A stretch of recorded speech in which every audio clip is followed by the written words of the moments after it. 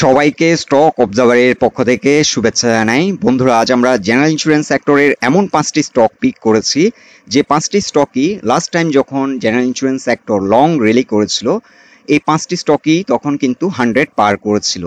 আজ আমরা এই 5টি স্টক আগামী দিনগুলোতে কেমন প্রাইস অ্যাকশন হতে পারে আপনাদেরকে ধারণা দেব। আর এই 5টি স্টক হলো eastern insurance, Provati insurance, Bangladesh national insurance, green delta insurance এবং পাইওনিয়ার ইন্স্যুরেন্স। আলোচনাটি শেষ পর্যন্ত শুনতে থাকুন। আলোচনাটির শুরুতেই সবাইকে রিকোয়েস্ট করব, ডিসক্লেমার অংশটি আপনারা ভালো করে পড়ে নেবেন। পুঁজিবাজার ঝুঁকিপূর্ণ। আপনার কোনো পার্সোনাল বাই এবং সেলের কারণে আপনি যদি ক্ষতিগ্রস্ত হয়ে থাকেন, সে দায় স্টক অবজারভার বহন করবে না। আলোচনাটির শুরুতে আপনাদেরকে আরও একটি বিষয় জানিয়ে রাখছি, আমরা স্টক অবজারভারের পক্ষ থেকে হোয়াটসঅ্যাপে একটি গ্রুপ সার্ভিস চালু করেছি। আর এই গ্রুপ সার্ভিসটির মাধ্যমে আমরা প্রতিদিন ট্রেডিং আওয়ারে আপনাদেরকে বিভিন্ন মোমেন্টাম স্টকগুলোর বাই এবং সেল সিগন্যাল প্রোভাইড করব। যারা বেসিক্যালি ক্যাপিটাল মার্কেটে ট্রেডিং করতে ইন্টারেস্টেড, আমাদের সাথে এই নাম্বারে যোগাযোগ করতে পারেন। এই নাম্বারে হোয়াটসঅ্যাপ অ্যাভেলেবেল আছে, আপনারা চাইলে হোয়াটসঅ্যাপের মাধ্যমেও আমাদের সাথে যোগাযোগ করতে পারেন। আর এটি সম্পূর্ণ একটি পেইড গ্রুপ সার্ভিস, যারা ইন্টারেস্টেড তারাই শুধুমাত্র আমাদের সাথে যোগাযোগ করবেন। হোয়াটসঅ্যাপে আমাদের গ্রুপটির নাম হচ্ছে স্মার্ট ট্রেড, আর বর্তমান পার্টিসিপেন্ট সংখ্যা হচ্ছে 107। আর আমরা কি ধরনের সিগন্যাল দিয়ে থাকি আপনাদেরকে কিছুটা ধারণা দিচ্ছি। আজকে আমরা একটি সেল সিগন্যাল দিয়েছিলাম 74.8-এ প্যারামাউন্ট ইন্স্যুরেন্সের। প্যারামাউন্ট ইন্স্যুরেন্স আমরা বাই সিগন্যাল জেনারেট করেছিলাম 64+-এ, আমরা একটি ব্রেকআউট এন্ট্রি সেট করেছিলাম। আজকে আমরা একটা সেল সিগন্যাল দিয়েছি 74.8-এ। এছাড়াও আমরা নিউ মেম্বারদেরকে বলেছিলাম যে 117.5-এর আশেপাশে রূপালী লাইফ এই স্টকটি বাই দেওয়ার জন্য। এছাড়াও আমরা ম্যাগনা ইন্স্যুরেন্সের একটি বাই সিগন্যাল দিয়েছি 48-এ নিউ মেম্বারদের জন্য। এছাড়াও আমাদের হোল্ডিংসে কি ছিল আমরা সেটা জানিয়েছি, এবং আমরা 11:50 একটি বাই সিগন্যাল দিয়েছি এক্সপ্রেস ইন্স্যুরেন্স লিমিটেড। এই স্টকটির বাই সিগন্যাল দিয়েছিলাম 34.3-তে এবং টার্গেট দিয়েছি 39। এছাড়াও আমাদের গ্রুপে কিছু কিছু মেম্বার জেনারেল ইন্স্যুরেন্স সেক্টর থেকে প্রফিট টেক করেছিল। সো তাদের জন্য আমরা লাস্ট টাইম যখন একটার দিকে আমি একটি সিগন্যাল দিয়েছিলাম 33 পর্যন্ত ইস্টল্যান্ড যাবে, আমরা দিয়েছিলাম যখন এটি চলছিল 30+-এ, যখন স্ট্রং হয়েছিল আমরা ইস্টল্যান্ডের একটি বাই সিগন্যাল দিয়েছি। সো মূলত আজকে 2-3টি স্টক আমরা বাই সিগন্যাল দিয়েছি, নতুন করে আমরা দুটো স্টক বাই সিগন্যাল দিয়েছি।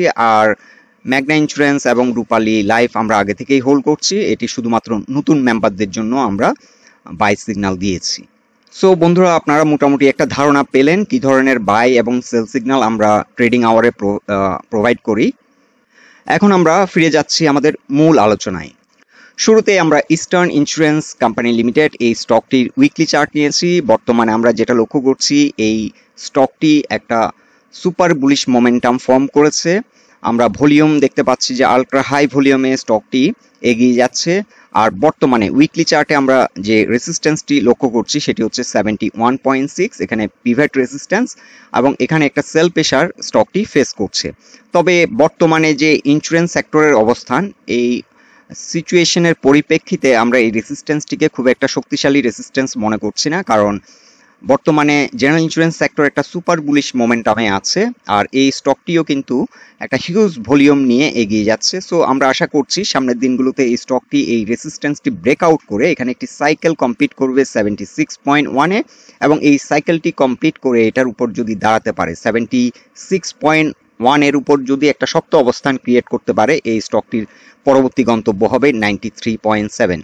লাস্ট টাইম যখন এখানে একটা ব্রেকআউট দিয়েছিল, আমি আপনাদেরকে জানিয়েছিলাম যে এটি 64.2-তে এসে কিছুটা রেসিস্ট্যান্স ফেস করবে, এবং এটি ব্রেকআউট করলে একটা ফার্স্ট সাইকেল যেটা ছিল 76.1, এই সাইকেলটি কমপ্লিট করবে। অলমোস্ট এটি কিন্তু 75.5-এর কাছাকাছি হিট করেছিল। আর এখন বর্তমানে এটি পিভেটে এসে কিছুটা স্ট্রাগল করছে। আশা করি এই পিভেট রেসিস্ট্যান্সটি ব্রেকআউট করে এটি একটি এগ্রেসিভ মুভ নিবে, এবং এটার পরবর্তী গন্তব্য হবে 93। সো আমাদের ফার্স্ট টার্গেট অলমোস্ট অ্যাচিভ, এবং এটি 76-এর উপর দাঁড়িয়ে গেলে আমরা সেকেন্ড টার্গেট সেট করব 93। আমরা এখানে চাইলে আবার নতুন করে এন্ট্রি নিতে পারি। এছাড়াও আমরা চাইলে এখানেও এন্ট্রি নিতে পারি, আমরা স্টপ লস দিয়ে দেব। যদি কোনো কারণে ইন্স্যুরেন্স সেক্টর নেগেটিভ কিছু ঘটে, তাহলে আমরা 64-এর নিচে চলে গেলে আমরা চাইলে স্টপ লস সেট করতে পারি। এখন আমরা ডে চার্টে দেখে নিচ্ছি প্রভাতী ইন্স্যুরেন্স কোম্পানি লিমিটেড এই স্টকটির অবস্থান। এই স্টকটি নিয়ে আমি এর আগেও আমরা আপডেট দিয়েছিলাম, তবে এখন ফ্রিকোয়েন্টলি মার্কেট চেঞ্জ হচ্ছে, আমরা এই কারণে আপনাদেরকে কুইকলি আপডেট দেওয়ার চেষ্টা করছি এভরিডে। সো এই স্টকটি কিন্তু এখানে যে প্রাইস পয়েন্ট রেসিস্টেন্স ছিল সেই রেসিস্টেন্সটি ব্রেকআউট করতে সক্ষম হয়েছে, অ্যান্ড নট অনলি দ্যাট, এটি কিন্তু 20, 50 এবং 200 এক্সপোনেনশিয়াল মুভিং অ্যাভারেজের উপরে অবস্থান করছে ডে চার্টে। বাট মোস্ট ইম্পর্টেন্টলি আমরা দেখব উইকলি চার্ট। আমরা একটু লঙ্গার হরাইজনে এখন চিন্তা করব, যেহেতু জেনারেল ইন্স্যুরেন্স সেক্টর একটা লং মুভ নিয়েছে, একটা লং গেমের দিকে যাচ্ছে, আমরা একটু লং টার্ম চিন্তা করতে হবে এখন। সো এই স্টকটি কিন্তু আমরা উইকলি চার্টে দেখতে পাচ্ছি 20 এবং 50 এক্সপোনেনশিয়াল মুভিং অ্যাভারেজের উপর একটা শক্ত অবস্থান নিয়েছে। ভলিউম খুবই ভালো, আমরা দেখতে পাচ্ছি একটা হিউজ ভলিউম নিয়ে এটি ঘুরে দাঁড়িয়েছে, এবং এখন বর্তমানে এই স্টকটি 69.6 এ এসে কিছুটা রেসিস্ট্যান্স ফেস করবে, এখানে একটা সেল প্রেশার ফেস করবে, এবং 200 এক্সপোনেনশিয়াল মুভিং অ্যাভারেজ, এই রেড লাইনটি হচ্ছে 200 এক্সপোনেনশিয়াল মুভিং অ্যাভারেজের লাইন, এবং এই লাইনটি রেসিস্ট্যান্স হিসেবে কাজ করবে। সো এই লাইনের উপর যদি স্টকটি ঘুরে দাঁড়াতে পারে এই সপ্তাহে, স্টকটি কিন্তু একটা এগ্রেসিভ মুভ নিবে এবং এখানে 80-তে এসে একটা রেসিস্ট্যান্স ফেস করবে। আমি লাস্ট টাইমে আপনাদেরকে বলছিলাম যে এটি 81-এ আসলে আমাদেরকে অ্যালার্ট থাকতে হবে, আমাদের টার্গেট হচ্ছে 93, বাট 81-এ আসলে আমাদেরকে একটু অ্যালার্ট থাকতে হবে, এখানে ভালো রকমের একটা সেল প্রেশার ফেস করবে। তবে এখন বর্তমানে যে ধারাবাহিকতা, এই ধারাবাহিকতা যদি ঠিক থাকে, এই রেসিস্ট্যান্স ব্রেক আউট করে আমাদের যে টার্গেটটি, ফার্স্ট টার্গেটটি অ্যাচিভ করতে সক্ষম হবে বলে আমরা আশা করছি। সো আপনারা লক্ষ্য করেছেন এটি কিন্তু তার যে ফার্স্ট সাইকেল 23%-এর সাইকেলটি কমপ্লিট করতে এখনও অনেক সময় নিচ্ছে, কিন্তু কিছু কিছু স্টক অলরেডি 50% পর্যন্ত, 50 থেকে 61% পর্যন্ত কিন্তু রিকভারি দিয়ে দিয়েছে। বিশেষ করে যে স্টকগুলো লাস্ট টাইম হিউজ পারফরমেন্স করেছিল, ওই স্টকগুলোই কিন্তু এখন আমরা লক্ষ্য করছি যে গেম শুরু হতে দেরি করছে কিংবা অনেক সময় নিচ্ছে ঘুরে দাঁড়াতে। এখন আমরা উইকলি চার্টে দেখে নিচ্ছি Bangladesh national insurance company limited, এই স্টকটির অবস্থান। এই স্টকটি নিয়েও আমি ফ্রিকোয়েন্টলি আপডেট দিচ্ছি এখন।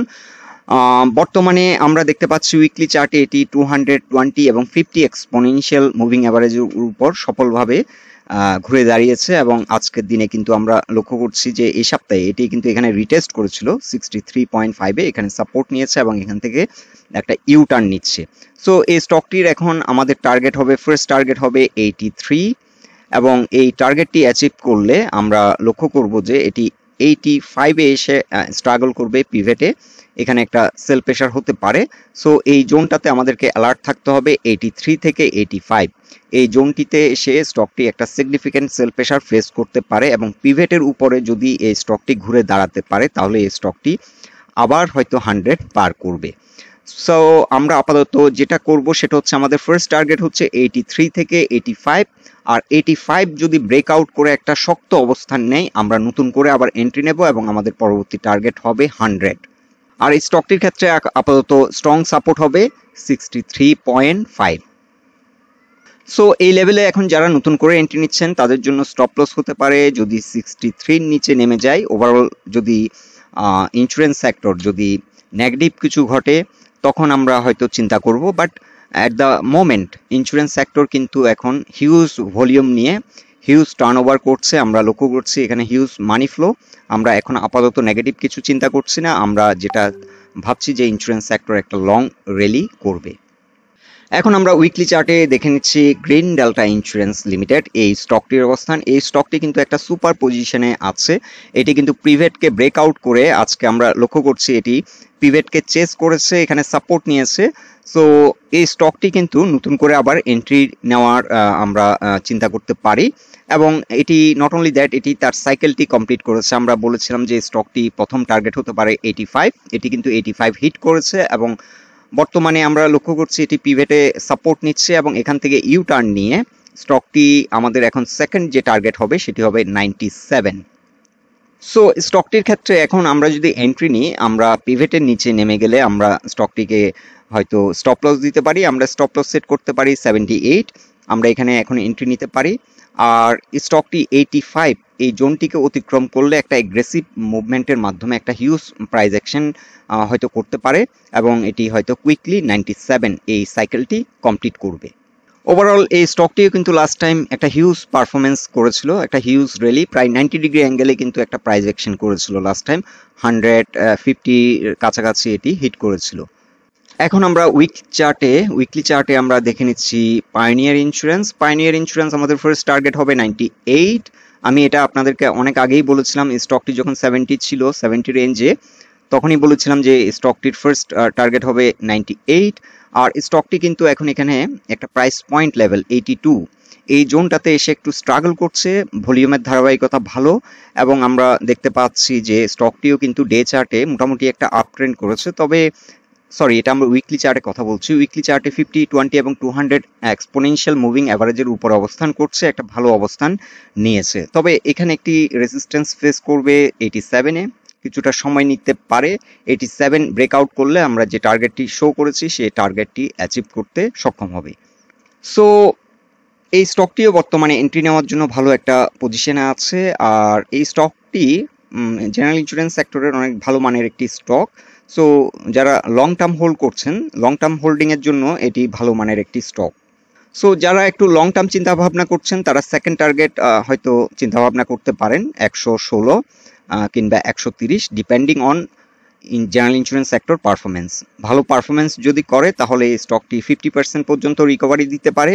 আর যদি মোটামুটি একটা পারফরমেন্স করে তাহলে হয়তো 38% পর্যন্ত রিকভারি দিবে, এবং সেক্ষেত্রে 116 টাকা পর্যন্ত প্রাইস অ্যাকশন হতে পারে।